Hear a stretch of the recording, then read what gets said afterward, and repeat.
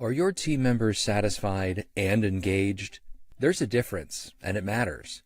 In today's competitive world, building a team culture where satisfaction and engagement work hand in hand is the secret to long-term success.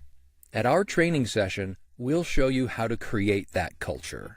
Inspired by Jason Kay's groundbreaking leadership framework, this one-day training gives you practical tools to increase employee satisfaction and drive deeper engagement.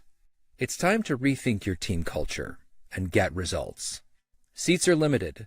Register today for Cultivating a Rainforest Team Culture at www.jasonk.com. That's www.jasonkae.com. Welcome to another episode of the Multifamily Collective. You caught me taking a drink of my coffee. Well, you didn't catch me. I hit the record button a little bit too soon. Anyway, all that being said, I wanted to talk about idea meritocracy. And I want to preface by saying that I am a person who believes in meritocracy. I don't want to necessarily get into conversation about DEI and things of that nature or equity versus equality.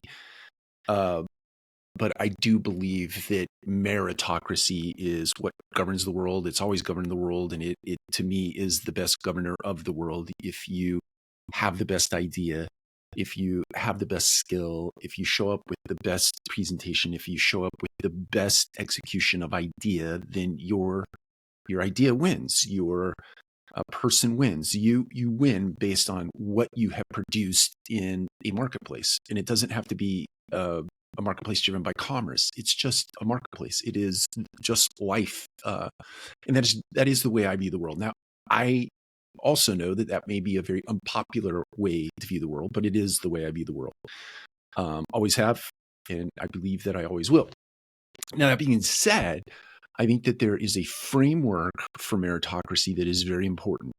And that framework is that when you're sitting in a room having a conversation with somebody about an idea, about a concept, about a philosophy, you as a leader have to make the room psychologically safe, or attempt to make the room psychologically safe.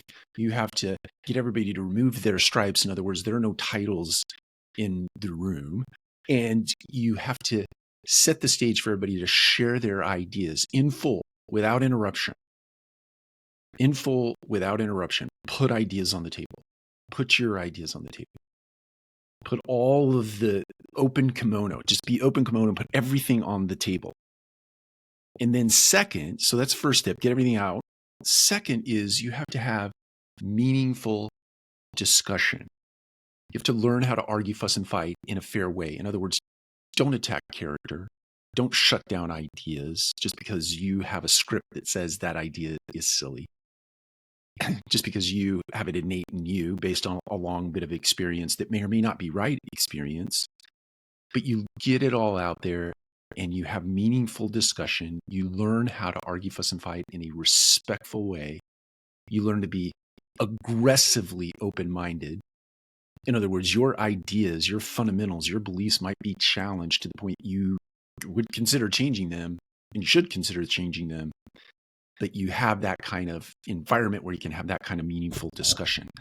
And then then do you pick ideas that will be implemented on a go forward, or you pick changes of behavior that will be put in place on a go forward, no matter what the circumstance or the environment is. So get all your ideas out on the table, set the stage, get all your ideas out on the table, have meaningful discussion about those ideas, and then come up with the best ways to march forward. Something for 2025. Take care. We'll talk to you again soon.